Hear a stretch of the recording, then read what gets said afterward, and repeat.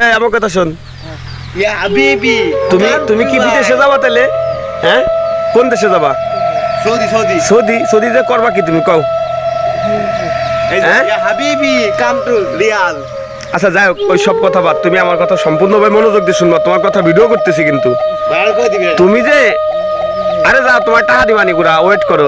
ওরা টাকা টুয়ে দিয়ে বাইর কর। আমার কথা শোনো, নাম্বার 1, তুমি যে সরকারের কাছে 59,000 টাকার ঋণ আছো, এই যে বাংলাদেশের সরকার 100 বিলিয়ন, মিলিয়ন না, 100 বিলিয়ন ডলার সরকার এখন এই যে ঋণগ্রস্ত হয়েছে, তো এখন মাথা পিস 59,000 টাকা, হে ঠিক টাকা।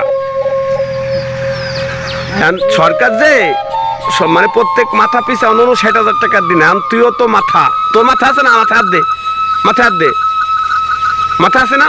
তাই তুইও তো 59,000 টাকার দিনা। তো এই টাকাটা কিভাবে কিনভাবে দিবি ক?